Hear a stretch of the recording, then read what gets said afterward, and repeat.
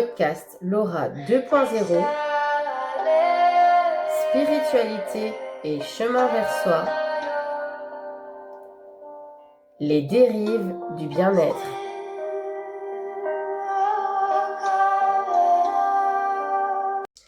Hello, j'espère que vous allez bien. Bonjour à tous et bienvenue dans les podcasts Laura 2.0, spiritualité et chemin vers soi. Aujourd'hui, j'aimerais vous aborder un sujet qui est parfois délicat, mais essentiel, les dérives du bien-être. Nous vivons dans une époque où le mot bien-être est partout. Entre les formations accélérées, les ateliers à la mode, les thérapeutes improvisés et des pratiques qui se multiplient, il est facile de s'y perdre. Mais derrière les belles promesses se cachent surtout des incohérences, voire des dangers. Beaucoup de personnes se lancent dans des formations énergétiques non pas par vocation profonde, mais par opportunité. Combien de fois j'entends des stagiaires me dire « Ah mais Laura, je suis pédicure médicale et pour approfondir, pour avoir plus de choses, plus de cordes à mon arc, j'ai accepté la formation de réflexologie plantaire. » Oh, aïe aïe aïe, s'il vous plaît. Je ne dénigre pas, bien évidemment, ce genre de choix, mais vraiment, avant de vous inscrire à ce genre de choses, réfléchissez. L'énergétique, c'est vraiment une reconnexion à soi d'abord, ressentir, c'est une vocation profonde. C'est plus qu'une simple formation de quelques jours, les amis. Certaines veulent élargir leur catalogue de prestations sans une réelle connexion spirituelle, sans ancrage, sans guidance intérieure. Avant toute chose, avant de guérir quelqu'un d'autre, il faut se guérir soi. C'est son chemin de vérité d'abord, avant celle des autres.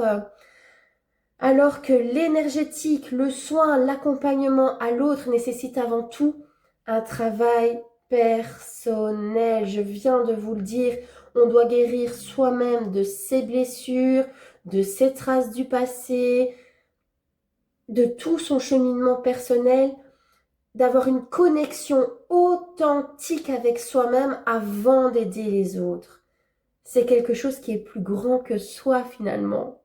C'est un travail en perpétuelle reconnaissance, reconnexion. C'est quelque chose à faire tous les jours. Les risques, eh bien, c'est tout simplement des praticiens qui pratiquent sans conscience. Des personnes qui se sentent manipulées ou trompées.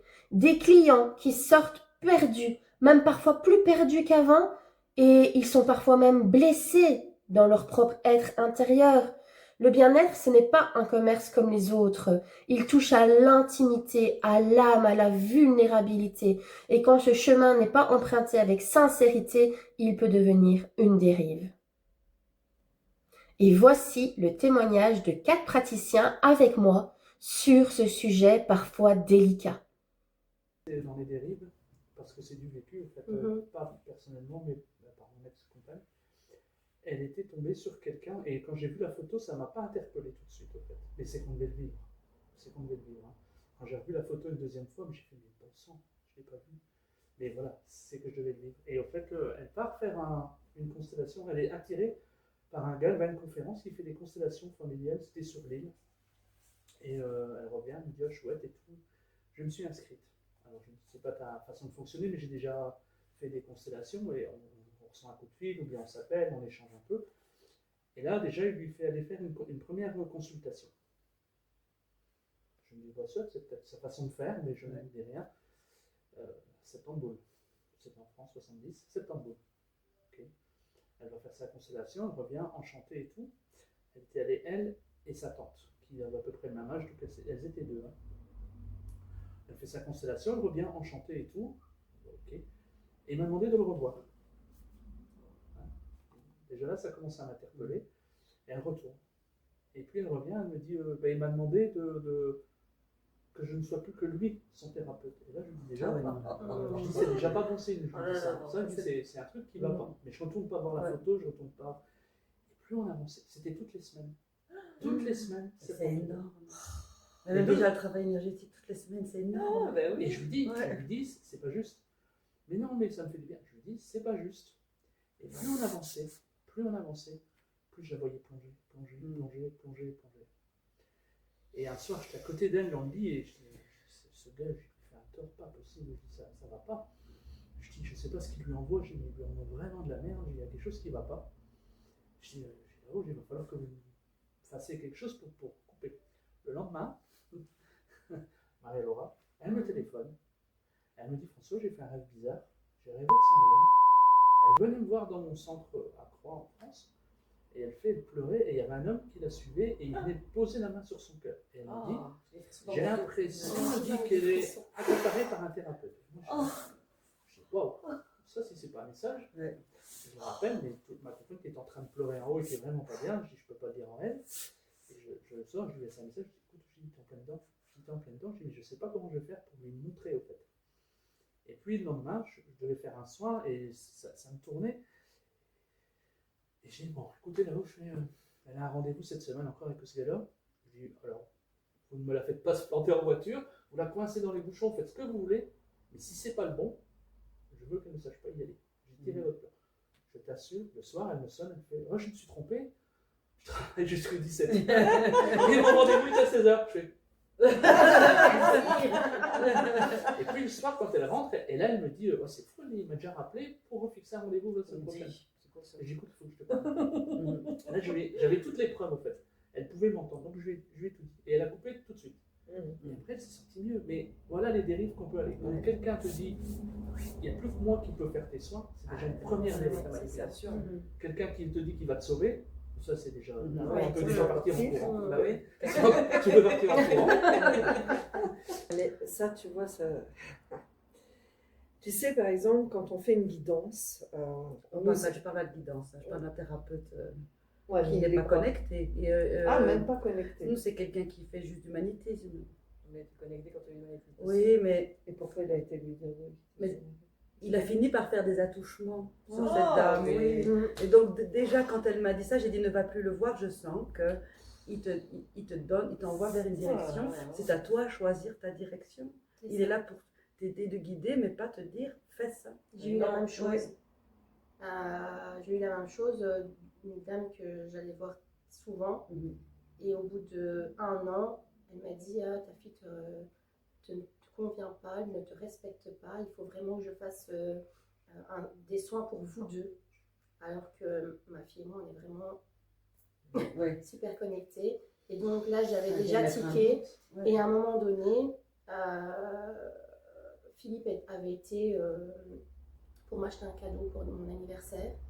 Et le jour même au soir, elle me sonne en me disant, tu sais, je vais te dire un truc, mais tu dois vraiment te quitter, c'est vraiment pas quelqu'un qui est pour toi. Et c'est là en fait que je me suis dit waouh. Et j'ai une connaissance qui connaissait aussi cette dame. Et je lui ai envoyé un message et j'ai dit, écoute, est-ce qu'on peut se téléphoner, etc. Et elle me dit oui, il n'y a pas de souci. Et tout bêtement, elle me dit, bah, écoute, cette personne a dit la même chose pour moi et mon compagnon. Et là, je ne sais pas pourquoi, j'ai dit, le front est tombé. Je dis, en fait, cette dame, je ne dois plus aller la voir. C'est pas normal, en fait, qu'on m'impose des choses. Elle sait mieux, elle savait mieux, en fait, que moi, ce que je devais faire. Et là, j'ai mis un stop directement. Mais après, heureusement que toi, t'es guidée et que tu. Oui, que tu mais je te coupe, mais ça a été très intense pour moi parce que cette dame m'envoyait des messages. Je ne répondais pas, elle me renvoyait des messages, elle me téléphonait, elle me laissait des appels, des messages vocaux, etc. Et donc, pendant quelques mois, je dirais 2-3 mois, ça a été vraiment. J'ai ressenti ça, en tout cas moi, comme du harcèlement. Et à un moment donné, elle m'a laissé un message en disant, voilà, comme tu ne veux plus de moi, je t'enlève de tous mes groupes, enfin voilà. Et là, j'ai senti la délivrance. Je me suis dit, waouh. Voilà. Et voilà. Pour retenir, c'est dès qu'il y a quelqu'un qui nous a posé quelque chose et c'est pas normal. Voilà, on a le patient, le client a toujours le choix de ce qu'il va faire, s'il va revenir, s'il va pas revenir, si s'il va prendre telle ou telle décision, on peut essayer de lui faire voir plus clair, mais c'est à lui d'y voir plus clair dans sa vie, de ressentir. Et on et a les tous soins, ça aide à prendre la distance, justement, parce que je dis aux personnes. on a tous un chemin, parce que parfois, même si on est avec un compagnon qui ne nous convient pas, on a besoin d'étapes pour le comprendre par nous-mêmes, pour pouvoir en sortir. Si on ne le dit 10 ans trop tôt, ça ne... ou qu'on nous le dit que c'est pas juste, c'est... Ouais. C'est pour ça que ce que je disais, c'est que normalement, dans une vraie guidance, tu laisses la possibilité à la personne d'avoir toutes les possibilités. Toi, tu es là pour lire les différents fils possibles. Mais après, la personne, elle choisit. Et elle choisit dans son choix d'âme. Ouais. Mais ton rôle à toi, c'est de te dire, voilà, parce que si elle te pose la question, est-ce que je dois quitter mon compagnon? Ça, c'est le genre de question que tu as. Oui, c'est ok, bon, comment je vais lui prendre? Parce que toi, tu vois que dans son contrat d'âme, elle va le quitter, mais c'est pas le moment. C'est ça. Et donc, ben, t'es pas là pour lui dire ce qui est, t'es là pour lui dire, ben voilà, si tu le quittes, voilà, et tu lui laisses la possibilité, et après, dans son âme et conscience, elle fera ce qui semble juste. Mais c'est pour ça que j'aime bien les gens très ancrés quand c'est comme ça, parce que quand tu fais des gens qui font des voyances, je l'ai vécu à 5-10 ans, mais non, en fait, dans 5 ou 10 ans, je ne sais pas où je serai. Ben oui, mais il y a des voyants, c'est ce qu'ils font. Hein. Moi, je l'ai vécu moi-même, j'ai été consulter des voyants, ils te disent, voilà, il va se passer ça, ok. Et en fait, ils voient des passerelles de ce qui est possible. Au moindre carrefour, on peut changer de direction. Tout à fait. Ouais. Voilà. Et pour nous, notre rôle, c'est d'ouvrir la carte. Voilà, il y a toutes ces possibilités-là. Et ce qui est permis de voir aussi. Les guides te disent que la personne doit. C'est ça. En général, tu ne peux pas voir ce que la personne n'est pas prête à entendre. Et heureusement, c'est bien comme ça. Oui, c'est bien. Tu entends ce que tu dois entendre. Alors, comment avancer sans tomber dans la dérive? Eh bien, ça commence tout simplement par s'écouter soi avant tout, s'ancrer dans son chemin de vie personnel, l'accepter, prendre le temps d'intégrer une formation avant de la transmettre, rester dans l'humilité et le respect de l'autre, car le véritable bien-être, ça ne se décrète pas, il se vit, il s'incarne. Et nous voilà pour le petit tirage de cartes. Alors cette fois-ci, c'est le message de l'univers. Alors pour la première fois, je vais les mélanger avec vous. D'habitude, je le fais avant. Ici, je le fais vraiment en direct avec vous. Et voilà. J'ai 2 cartes qui sont sorties. Voilà. Le courage. Tu penses manquer de courage pour accomplir avec succès le chantier de ta vie. As-tu pensé à demander de l'aide?